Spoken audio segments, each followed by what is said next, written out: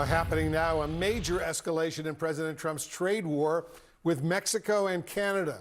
A new order from the White House effectively doubling tariffs on steel and aluminum imports to a whopping 50%. I want to discuss this and more with the Premier of Ontario, Doug Ford. Premier, thank you so much for joining us. President Trump, as you know, says these new tariffs were necessary to protect U.S. industries and U.S. national security. What's your response? Well, first of all, thanks for having me on. It's doing the total opposite. It's a $4 billion tax on American products that have steel in them. We know that the cost of any product with steel in them in the U.S. has gone up 16%. We ship in approximately $30 billion of steel from the U.S. We're going to onshore as much as we can. We have great steel manufacturers in Ontario and across the country, like steel beams that build buildings, rebar, all those items. We're going to onshore it and start producing it ourselves. So that's going to cost not only the $4 billion, it's going to cost $30 billion of business, which is equal to tens of thousands of steel workers' jobs. And what I recommend, why don't we have a goal together and say we're going to produce more steel with America and Canada, and we're going to create 250,000 new steel jobs. That's what we need to do rather than penalize Canada. And then look at China. They're shipping in cheap steel, slapping made in Mexico stickers on, or other countries, and shipping it into the US and Canada and costing American and Canadian jobs. So you're putting forward a serious proposal, but how do you think the Canadian government should respond? Well, I've highly recommended to the Prime Minister directly that we slap another 25% on top of our tariffs to equal President Trump's tariffs on our steel. You know, he has to start looking around the world at China and other locations that are taking Chinese steel and really stop the flow of steel. That's the problem. Canada is not the problem. Again, we purchase 30 billion with a B of steel off the U.S. and that's going to come to an end real quick. I know you said yesterday, Premier, that a trade deal between the U.S. and Canada is, quote, in your words, very close. How much do you see these new tariffs complicating these ongoing negotiations? Well, it just seems with President Trump, it's, 5 steps forward and 10 steps backwards. And that doesn't help. It doesn't help the situation. Again, it's going to add $4 billion tax, I call it, on the backs of Americans. They're going to pay a lot more for any products with steel in them, and that's unacceptable. It's working against his philosophy, and it's unfortunate that he's taking this route against Canada. There's a new acronym, you may have heard it, that's being used by some investors and Democrats here in the U.S. to describe the president's on-again, off-again tariff policies. That word TACO, T-A-C-O, which stands for Trump always chickens out. Do you think it's likely that President Trump will back down once again once we start to see the impact of these tariffs on the markets and on the cost of products? I'm just hoping, for the sake of the American people, that I wouldn't say chickens out. I would just say let's come to our senses and start working together. We're so much stronger together. I propose the AMCAN Fortress, American Canadian Fortress, put a ring around it, and would all be more prosperous and safer and wealthier. That's what we need to do. We need to focus on that, opposed to constantly attacking. And we're the strongest ally, number one customer, as the U.S. is our number one customer.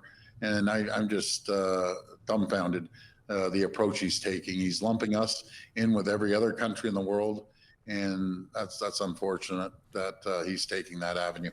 It's hard to believe the U.S.-Canadian relationship has deteriorated as it has. Before I let you go, Premier, a quick question. I want to ask you about the rise in anti-Semitic incidents we're certainly seeing here in the United States and indeed around the world. I know Ontario, especially Toronto, has a large Jewish community. How are you dealing with this rise in anti-Jewish hate? Well, I have zero tolerance for any hate, any discrimination of any kind. I stand with Israel. I stand with the Jewish community.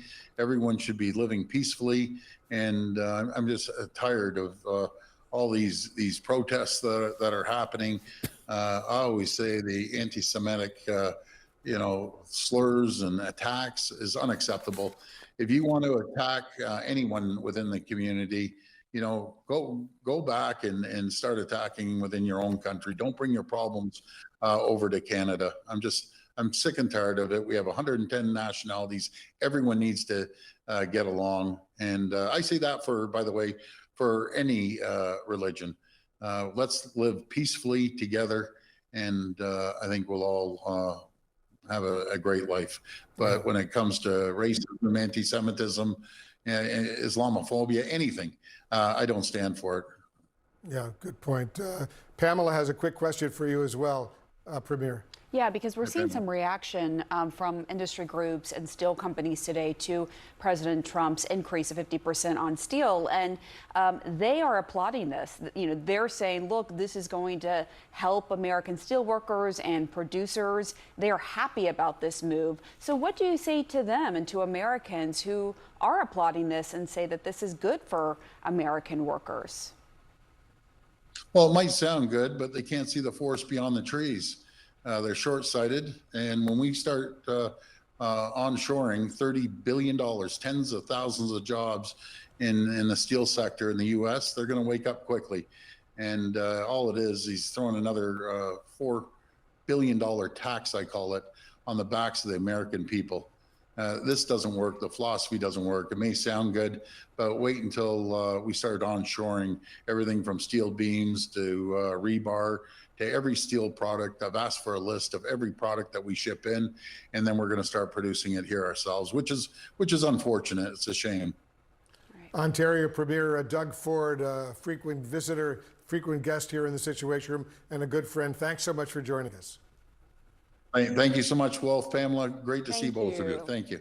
The steel industry is obviously very happy with what they're seeing. That means that they can see a boost in steel and aluminum production on a local level. But I wonder who's going to pay the ultimate price for these tariffs that are now coming into effect.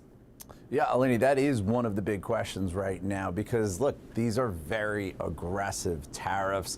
This is all designed to try to revive the Rust Belt. But look at where we are right now when it comes to steel and aluminum tariffs. So the U.S. had already imposed 25% tariffs as of February, and now at 50%. Some context, this is the highest level of U.S. tariffs on steel and aluminum since at least the 1930s. Now, what we're seeing is a reaction from the U.S. steel sector. All of these stocks shot higher earlier this week. On the week, we're talking about double-digit gains for Steel Dynamics, Nucor. Look at this, Cleveland-Cliffs up by 30% so far this week. This is because investors are betting that tariffs are now high enough that they are going to crowd out foreign competition. But to your point, look, steel and aluminum, these are critical inputs for a variety of products, right? Cars and trucks, home appliances, machinery, aircraft, building material, food and beverage cans. We're hearing from the can manufacturing industry warning that this could increase prices at the grocery store for U.S. consumers. Cars and trucks, I've seen estimates that the price of cars and trucks could go up by at least hundreds of dollars, perhaps even thousands of dollars. And what's really important to remember is that although it's true that the steel sector in the U.S. is much smaller than it was and that employment is way down, it's also true that there's a lot more people that work for companies that make all of these items than work for the steel industry. And there's a risk that these people who work in this industry, that they could be hurt by higher input costs. And that is the point from University of Michigan economist Justin Wolfers. Take a listen to what he had to say.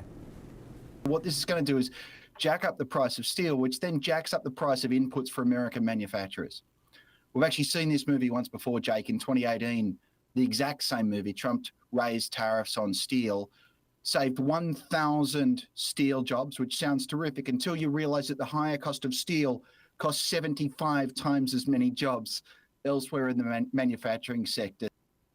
So that is the concern here, right? That you could end up saving steel jobs at the cost of manufacturing jobs elsewhere in the economy. Now, the administration says that they're doing this because they're trying to protect national security and really safeguard the defense supply chain. But it's also important to note that we get a lot of steel and aluminum from U.S. allies, right? The leading source of steel imports into the U.S. last year was Canada, followed by Brazil, Mexico, and South Korea, all of them considered U.S. allies. Also aluminum, right? More than half of all U.S. imports of aluminum came from Canada.